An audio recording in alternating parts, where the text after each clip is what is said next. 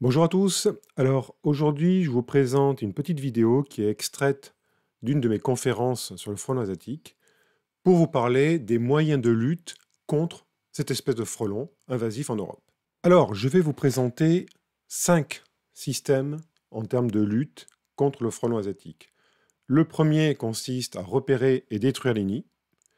Le deuxième, on parlera de piégeage de frelons, notamment pour défendre un rucher, par exemple. En troisième position, je vous présenterai ce qu'on appelle la stratégie du cheval de Troie, c'est-à-dire de capturer un frelon, de lui apporter une gouttelette de pesticide sous une forme ou une autre, et ensuite de le laisser ramener ça à son nid pour tuer ses congénères. En avant-dernière technique, ce sera les systèmes de protection dite passive de zones à protéger, comme un rucher également, par exemple. Et enfin, on parlera lutte biologique. Alors, en termes de lutte, ce que je vais vous parler maintenant, ben, il y a différentes manières de s'y prendre. Premier moyen, c'est détruire les nids, ce qui est le plus efficace, hein, ceci dit. Sauf que le gros problème dans cette méthode de lutte, c'est qu'on ne sait pas repérer les nids, à part tomber dessus par hasard. Alors, pour l'instant, les professionnels, les entreprises 3D n'ont aucun moyen pour repérer un nid de manière efficace, rapide et générative, sauf qu'il y a des choses qui sont en cours d'étude à l'heure actuelle. Alors, j'en connais trois. Le premier, c'est la caméra thermique. Donc, il y a des études qui sont menées à l'heure actuelle pour essayer de repérer dans l'environnement, je pense notamment dans la canopée, dans les arbres, à partir de drones, par exemple. C'est de repérer par imagerie thermique ou radar lidar la présence d'un nid dans un arbre. Alors, dans certaines conditions, on arrive à voir le nid, dans d'autres, c'est beaucoup plus difficile. Là, je ne parle que les nids dans les arbres. Les nids qui sont en souterrain, dans les buissons ou dans un abri construction humaine, on n'y a pas accès. On n'y repérera pas. Deuxième dispositif qui est étudié à l'heure actuelle dans le nord d'Italie, c'est le radar harmonique. C'est-à-dire que là, ils vont marquer un frelon qu'ils ont capturé, ils le relarguent, et le radar va le suivre à distance, et ils espèrent repérer le nid comme ça. Alors, ça marche très bien, sauf que ça garde le frelon que sur une distance, pour l'instant, de 400 à 500 mètres. Au-delà, ils perdent le frelon. Sachant que l'aire de prédation d'une colonie, ce que nous, on a montré, c'est entre 800 et 1000 mètres, en moyenne. Et il suffit qu'il y ait des barrières, qu'il y ait des arbres ou des bâtiments, le frelon il passe derrière, le radar il perd le frelon. Donc c'est un peu compliqué, surtout que la machine à l'heure actuelle coûte 75 000 euros. Donc ce n'est pas vraiment encore opérationnel sur le terrain. Dernier aspect, c'est ce qu'on appelle le radio tracking, c'est-à-dire que vous mettez un petit émetteur sur le dos d'un frelon que vous avez capturé et vous le suivez à distance par Gogno, par exemple. Alors ça marche. Il y a déjà eu des tests sur les îles anglo-normandes. Il y a eu des tests tout récemment, certains journaux en ont parlé en Suisse, du côté de Genève. Sauf qu'il faut avoir du temps. En général, vous mettez 3 heures pour repérer un nid, quand ça marche. Et vous fonctionnez par saut de puce, vous allez dire. Vous lâchez un frelon, vous le suivez, vous le perdez. Vous avez un endroit où vous l'avez perdu au dernier moment. Vous avez capturé un autre frelon, vous le lâchez à cet endroit-là, vous le suivez, vous le perdez, etc., etc. Et avec un peu de chance, parfois ça prend 3 heures, parfois ça prend 2 heures, parfois ça prend 6 heures pour repérer un nid. Ça marche, sauf que ce n'est pas opérationnel sur le terrain pour une entreprise 3D. C'est trop long. Donc, pour l'instant, on a encore des choses à faire là-dessus. Mais une fois que vous trouvez un nid, le mieux, c'est en automne, quand les feuilles tombent. Vous voyez les nids au sommet des arbres, ou vous tombez par hasard sur un nid, dans votre grenier, dans une cabane, etc. Eh bien, la chose à faire, c'est soit vous nous appelez nous, les chercheurs, parce que nous, on vient récupérer les nids aux alentours du tour, ou vous faites appel à un professionnel des insectisation qui va vous détruire la colonie. Alors, ce que va faire la personne à l'heure actuelle, en termes d'outils, il n'y a que l'utilisation de pesticides chimiques. Bon, il y a différents types de molécules. Il y a certains produits qui commencent à être commercialisés, notamment de la terre de diatomée ou certaines huiles, mais qui ont toujours un effet insecticide, pas forcément chimique, hein, mais c'est sur d'autres paramètres, on pourra en rediscuter si vous voulez.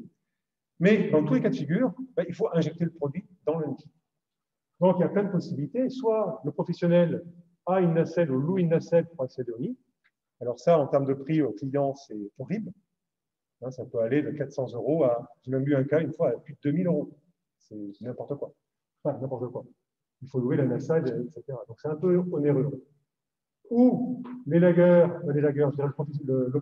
3D est formé à l'élagage, donc il grimpe dans le nid, il se rapproche du nid, il grimpe dans l'arbre, il se rapproche du nid, il injecte le pesticide dans le nid. Il y en a certains qui sont comme ça. Ce n'est pas la majorité. Ou alors, la technique la plus simple, c'est avoir une perche. On a des perches qui montent jusqu'à plus de 20 mètres, 25 mètres, voire 30 mètres dans certains cas. On perce le nid avec la perche et à la base de la perche, on a un système avec un compresseur et on injecte sous pression le pesticide en question. Et comme ça permet de remplir le nid avec le pesticide. Il y a d'autres techniques sympathiques. La première, c'est nos amis chasseurs.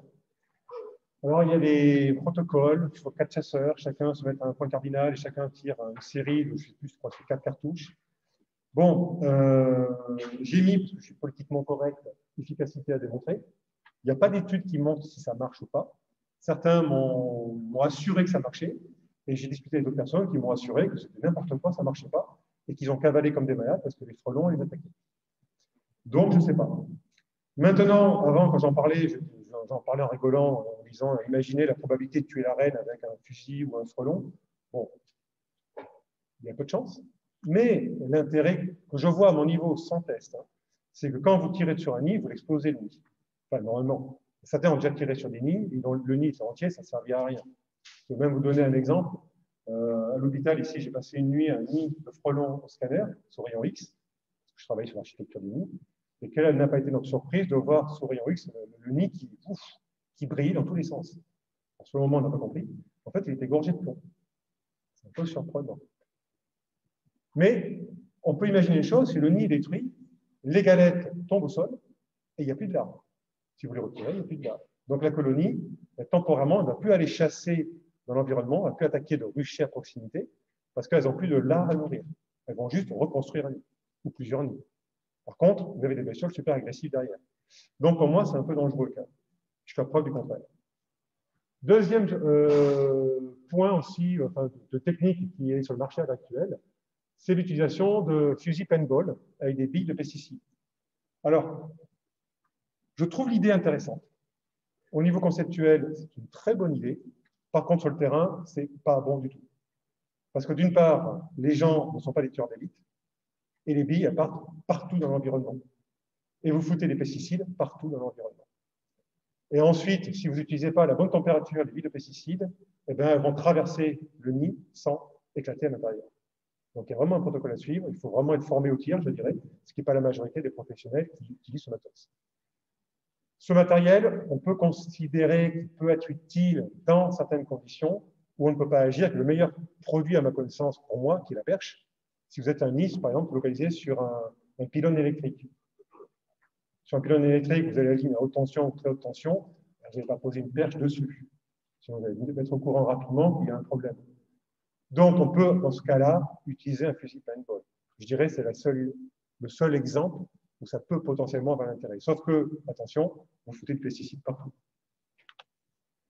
Autre technique qui est utilisée, qui est relativement onéreuse aussi, parce que ça vaut à peu près 15 000 euros, ce truc-là, 12 000 euros, c'est un drone équipé d'une petite perche avec une petite bouteille de pesticide et avec sa perche, il se rapproche d'un nid et il projette le pesticide dessus.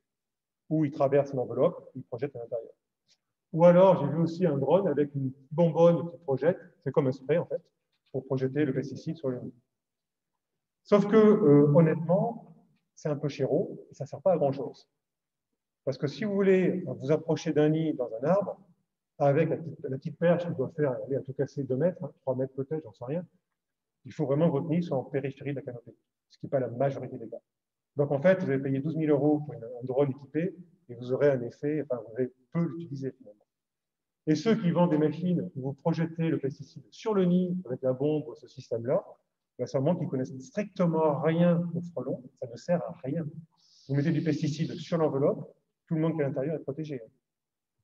Donc il y a juste les bâtisseuses qui vont aller s'empoisonner à la surface, c'est-à-dire vous allez peut-être tuer, allez, 2% de la population, 3%, 5%. Donc ça n'a strictement pas d'effet. Ce n'est pas très intéressant comme technologie pour l'instant.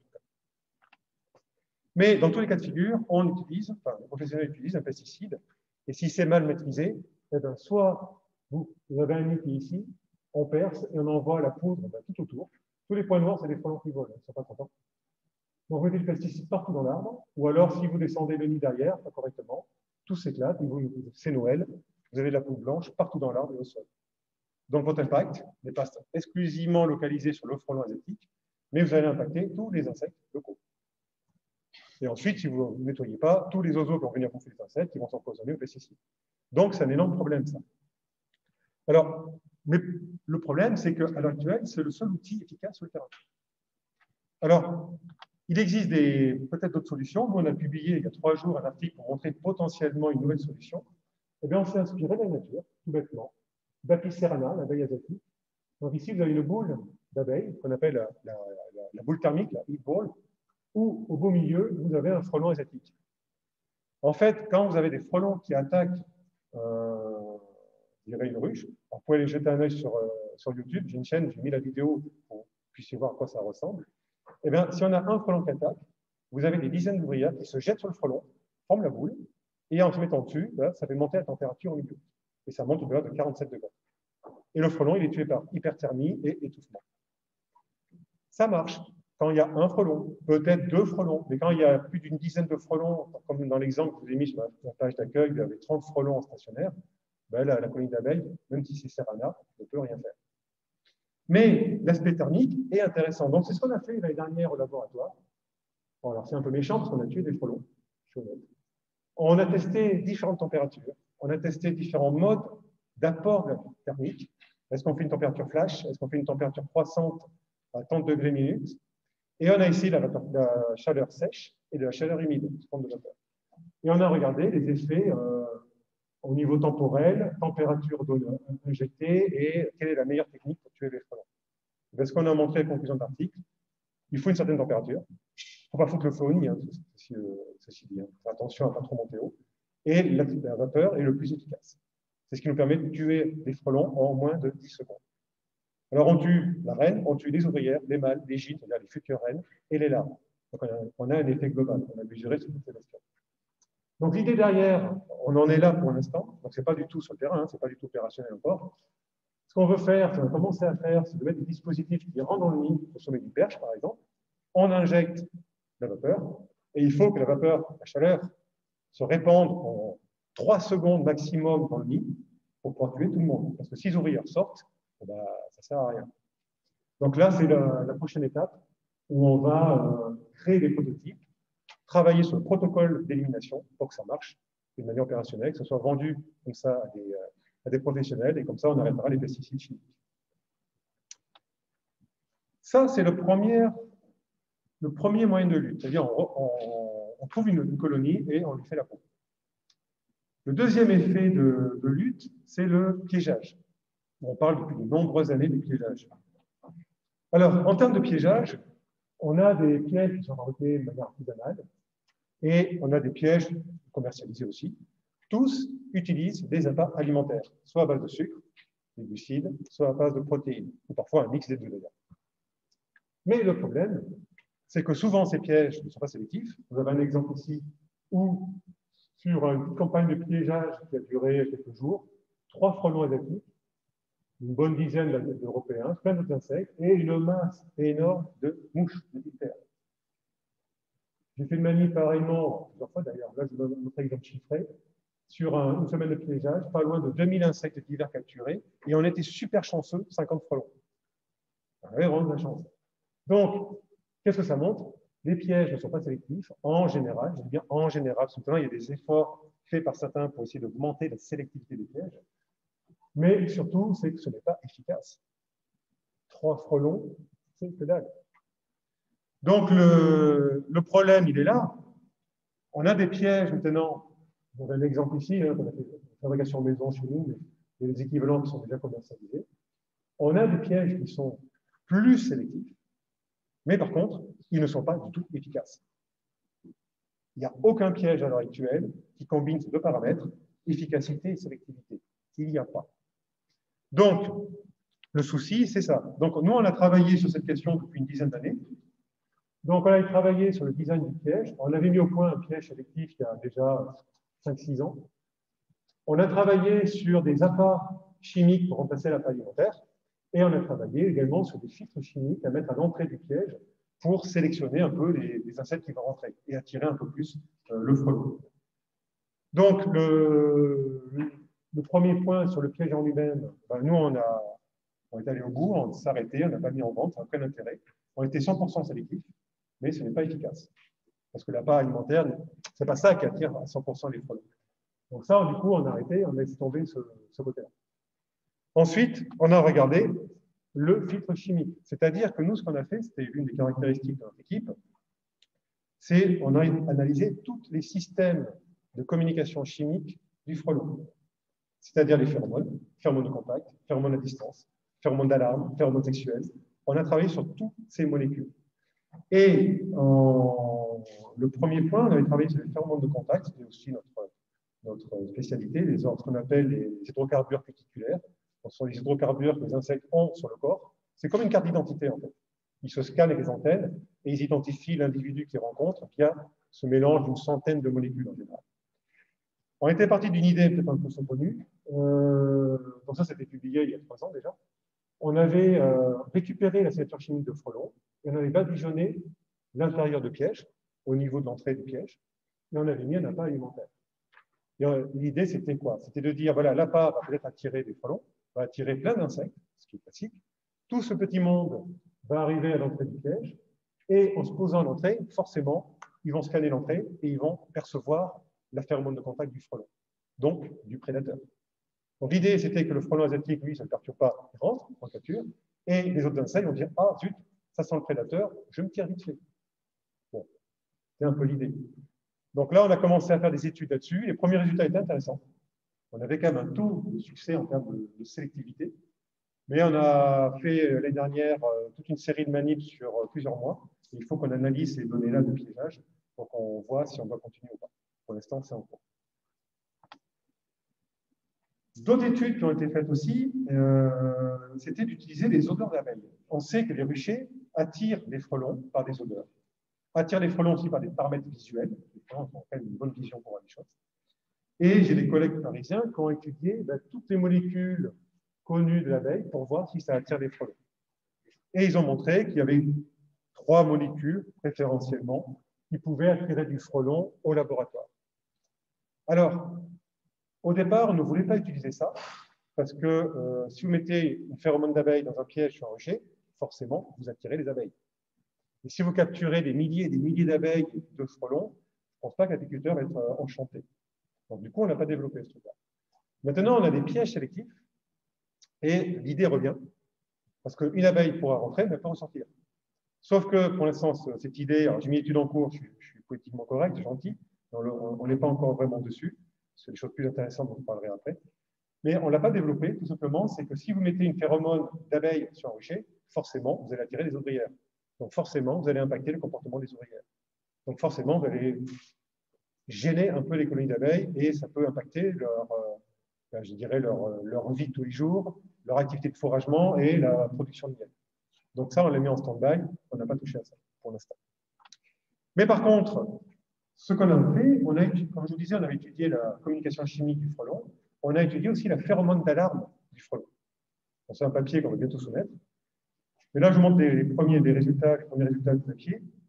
Vous avez on a testé dans un olfactomètre, en fait, c'est-à-dire un tube en Y. On fait passer des odeurs par le haut du tube. Et en bas, on fait rentrer un frelon. Et on regarde où il va, qu'est-ce qu'il choisit comme odeur.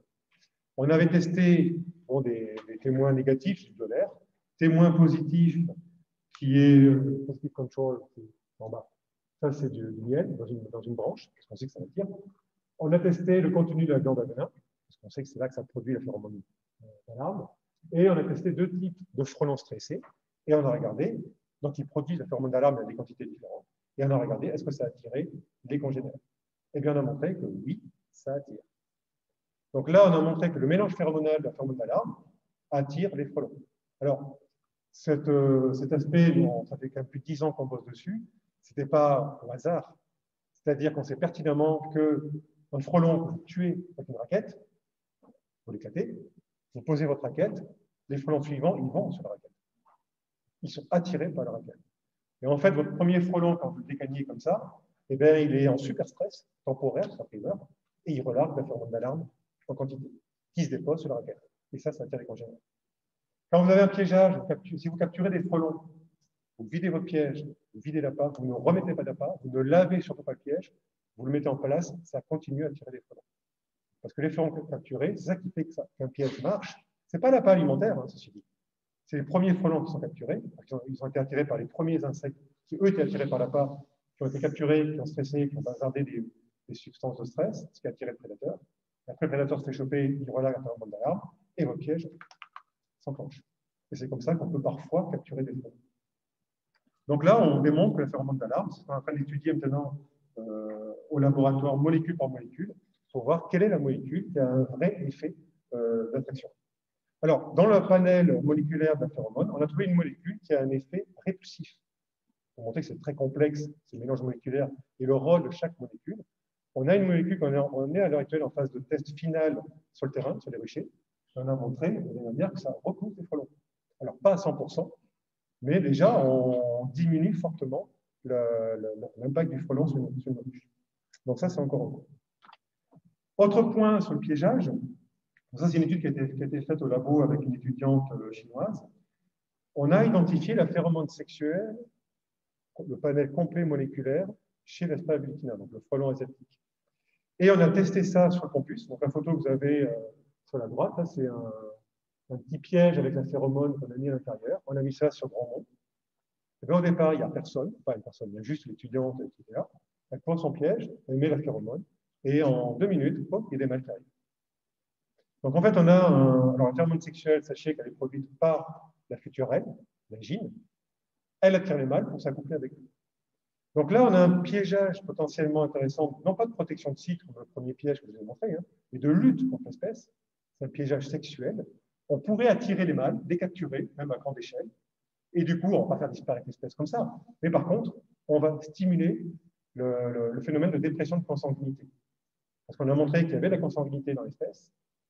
Je pourrais en discuter après si ça vous intéresse. Mais si on retire de plus en plus de mâles, eh bien, on va stimuler cet effet et il y aura un impact sur la fitness des colonies et il y aura un impact probablement sur la reproduction à N+1. Sachant que derrière, à N+2, les colonies sont stériles. Donc on peut imaginer d'avoir un effet à moyen terme avec ce genre de technique. Alors, outre le piégeage, troisième technique de lutte maintenant, c'est j'allais dire la stratégie cheval de Troie. Donc, si vous vous rappelez un peu de vos cours d'histoire étant plus jeune, cheval de Troie, c'est je mets un cheval que je fais rentrer dans la cité des ennemis et qui libère ensuite les soldats. Eh bien, certains ont utilisé la même technologie, la même philosophie pour lutter contre le frelon. Alors, 2 types de lutte, j'allais dire. Le premier, on attire des frelons qui sont sur rucher, on met de l'appât pour eux, de la viande, dans lequel on a mis du fipronil, c'est-à-dire un pesticide chimique. Le frelon va choper la viande empoisonnée, il ne la mange pas. Il ramène ça à son nid pour nourrir les larves dans son nid. Donc, il va, du coup, empoisonner les larves dans son nid et les tuer. Ou, deuxième stratégie, on attire un frelon, on le chope au filet ou dans un piège, on lui pose une petite gouttelette sur le corps, un truc un peu, comment dire, un peu visqueux, un peu huileux sur le corps pour que ça reste, ça ne s'évapore pas, avec du pesticide. On lui coupe une patte pour bien le stresser et on relâche l'animal. Et l'animal, super stressé parce qu'on lui a enlevé une patte, pas de manière gentille, ouf, il rentre directement au nid pour se faire cajoler par ses petites sœurs, qui, elles, vont le nettoyer et récupérer le pesticide, ce qui va tuer d'autres bestioles. Bon, en termes de concept, c'est intéressant, sauf que eh bien, on ne sait pas qu'est-ce qui se passe réellement. Pour moi, ça, c'est une technique un peu dangereuse. Dans le sens que, c'est toujours avec le sujet actuel qui est assez brûlant, hein, les histoires de pesticides. Mais bon, les agriculteurs sont tellement banalistes que bon, ils essayent plein de choses. Mais votre frelon qui est soit badigeonné de pesticides ou qui a pris une boulette de viande empoisonnée, quand il rentre au nid, qu'est-ce qu'il fait avant? Est-ce qu'il rentre direct? Ou, par exemple, par curiosité, pour envie de chasser ou s'amuser, je ne sais pas, il va aller visiter d'autres ruchers. Donc la grosse question, c'est où va le pesticide? On ne le maîtrise pas, on ne sait pas. D'autant plus qu'on sait qu'il existe des oiseaux qui sont des prédateurs de frelons, le rondin pivore par exemple, il peut chasser le frelon, le bouffer et prendre le pesticide avec. En termes de santé, c'est quoi les conséquences? On ne sait pas. Donc là, on a une technique qui est, pour ça j'ai mis efficacité à démontrer. Certains disent oui, ça marche. Ils arrivent à lever les prédations sur rucher, alors que d'autres disent non, ça ne marche pas. Ils font ça pendant plusieurs jours et il n'y a aucun effet sur le rucher où ils ont chopé les frelons qu'ils ont empoisonnés. Donc, on ne sait pas si ça marche. Par contre, le problème, c'est qu'on met du pesticide dans l'environnement et on ne sait pas où il va. Ça, moi, je trouve, au niveau conceptuel, ça me gêne. Quatrième outil de lutte, ce sont les protections passives. C'est-à-dire, comment peut-on protéger un rucher sans intervenir humainement? Le premier, c'est le seul qui a été étudié scientifiquement, c'est ce qu'on appelle la muselière. Alors, ce n'est pas la muselière qui est sur la photo, c'est une autre. Je n'avais pas la photo sur le type de muselière. Et bien, vous mettez un filtre, un grillage, en fait, à l'entrée du nid de la ruche. Alors, ça perturbe un peu les ouvrières pendant quelques jours. Après, elles sont habituées au truc et elles rentrent sans problème. L'idée de la muselière, c'est tout simplement, au lieu d'avoir les frelons stationnaires devant la ruche, on les repousse de quelques dizaines de centimètres. L'idée, c'est de faire sauter le verrou qui est le stress sur la colonie d'abeilles. La prédation du frelon sur les ouvrières, bon, ça va en choper des dizaines, des centaines, 2000, 3000, 5000. Si votre colonie fait 20 000 individus, à l'entrée d'hiver, ce n'est pas très grave, ceci. Mais surtout, ce qu'il faut faire, c'est que la colonie continue à bosser, que les ouvrières aillent dehors pour chercher à bouffer. Donc, ne pas stresser la colonie. Et là, l'idée de cette muselière, comme on repousse le prédateur, bon, effectivement, à une petite distance, c'est vrai, mais on peut lever le stress. Et une étude a montré qu'effectivement, on avait une diminution de cette fameuse boule d'abeilles, le fourrage paralysis. On diminue cet aspect-là et on augmente la survie d'un facteur de plus de 50%, la survie des colonies. Donc là, on a un système passif qui a été étudié et on voit qu'il y a effectivement un effet, alors qui n'est pas 100%, qui n'est pas magique, mais qui est intéressant. Alors imaginez, si on met une muselière plus un répulsif chimique devant une muselière, on peut peut-être encore augmenter le pourcentage de survie. C'est un peu l'idée que l'on a. Autre technique qui revient un peu qui ressemble un peu à la muselière, mais c'est une grosse muselière, c'est vous mettez votre rucher sous un fil. Alors, ça, c'est une photo toute récente, hein, c'est un apiculteur qui a fait les tests. Ça a déjà été testé pas mal de fois en Gironde il y a quelques années, mais ça n'a pas été étudié scientifiquement. Donc, c'est pour ça que j'ai une efficacité à démontrer, parce qu'on ne connaît pas les résultats. Mais l'idée, c'est la même. Je dirais même tout à fait intéressante. Il faut s'équiper, certes. Mais là, il n'y a plus de frelons à l'intérieur. Ils sont vraiment repoussés à distance. Donc, il n'y a pas de stress de colonie, théoriquement. Alors, effectivement, il y a des ouvrières qui sont chopées à l'extérieur, mais ça n'a pas forcément un énorme impact sur la survie des colonies d'abeilles. C'est ça qu'on recherche. Mais il faut démontrer si ça marche. Autre système, bon, il faut un peu d'énergie pour ça, c'est ce qu'on appelle la harpe électrique, par exemple, ici. Donc là, les gens, comme ils sont au point, ils ont regardé le comportement du frelon et ils avaient montré que le frelon volait autour de la ruche, il se déplaçait en se mettant en stationnaire. Eh bien, sur son trajet, ils ont mis des fils électriques, des fils verticaux, dans un certain espacement, ce qui fait que les abeilles peuvent passer à travers, théoriquement, si j'ai bien compris, sans toucher les fils, il n'y a pas de problème. Mais le frelon, lui, il passe, boum, il rentre en contact avec deux fils avec ses ailes, il se reprend une décharge électrique, il tombe dans un bac, contient de l'eau avec du savon ou de l'huile, et il se noie. Et a priori, certains disent que ça ne marche pas trop mal. On a pas mal de frelons qui sont à l'intérieur. Il y a la variante, là c'est une intervention humaine, c'est bon pour le cœur et le sport, c'est la raquette électrique. C'est-à-dire, vous êtes devant le nid et vous tuez les frelons avec la raquette électrique, super sélectif, super efficace, vous faites du sport, mais super chronophage. Dernier aspect en termes de lutte, c'est la lutte bio.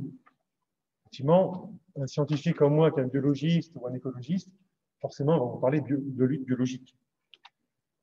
Comment peut-on faire de la lutte biologique? Alors, on pourrait parler, des journalistes qui ont parlé de ça il y a quelques années, quand on avait montré qu'il y avait un parasite qui pouvait tuer le frelon européen. On aurait pu envisager l'utiliser en lutte bio, sauf que c'est un parasite local qui attaque les bourdons, les guêpes, donc ça ne marche pas. Mais il y a eu d'autres idées depuis. En 2015, par exemple, vous avez une étude dans un journal de vulgarisation qui parlait des insectes, où les gens, dans le jardin des plantes de Nantes, avaient montré qu'une plante carnivore, qui est super belle d'ailleurs, qui est Sarracenia, chope des insectes, forcément, c'est une plante carnivore.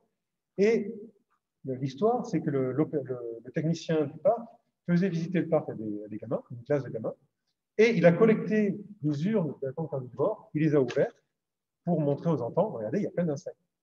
Et là, il a été vachement surpris, c'est que toutes ces urnes étaient blindées en frelons asiatiques. Alors moi, j'y suis allé, parce qu'ils m'ont contacté en disant, on a peut-être une solution contre le frelon, qui est Sarracenia. Je me suis dit, c'est génial. une belle plante comme ça. Parce que franchement, elle est belle, avouez quand même. J'y suis allé, j'ai ouvert des urnes au hasard, et effectivement, elles étaient noires de frelons.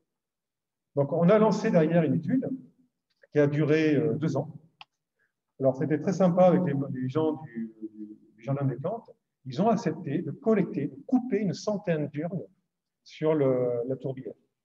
Ça devait leur faire mal au cœur, parce que même, franchement, aller couper une centaine d'urnes au hasard dans la tourbière, ça peut impacter les plantes. Et on a fait ça pendant 2 ans. Et on a regardé, on a quantifié qu'est-ce qu'il y avait dans ces urnes sur 2 années. Alors là, manque de peau. Donc là, vous avez les résultats 2015, ici les résultats 2016. Vous avez les hyménoptères, les diptères, épidoptères, coléoptères, hétéroptères. Les petites lettres, c'est très statistique. Quand les deux lettres sont égales, il n'y a pas de différence. Quand elles sont différentes, il y a une différence de nombre d'individus capturés. Bon, là, il n'y a pas de photo. Hein. Les diptères, ça a explosé. En fait, l'urne de la plante avait exactement la même image que le piège de fabrication maison que je vous ai montré tout à l'heure. En 2016, on a eu le même résultat. Beaucoup de diptères et très peu d'hyménoptères. Les hyménoptères, ce sont les guêpes, dans mon exemple. Et quand on fait un petit zoom sur les hyménoptères en 2015 et 2016, vous avez l'Aspergillus fumazatic, le frelon européen de Crabro, les guêpes, les abeilles et les bourdons. Donc effectivement, dans le monde des hyménoptères, il y avait un peu plus en 2015 de frelons asiatiques par rapport au Crabro, mais même quantité que les guêpes. Idem avec les abeilles. Et en 2016, c'était pareil pour tout le monde. Donc en fait, on a montré que la plante ne marchait pas. En fait, c'est logique. Une plante, ça capture tout ce qui bouge, tout ce qui vole au-dessus.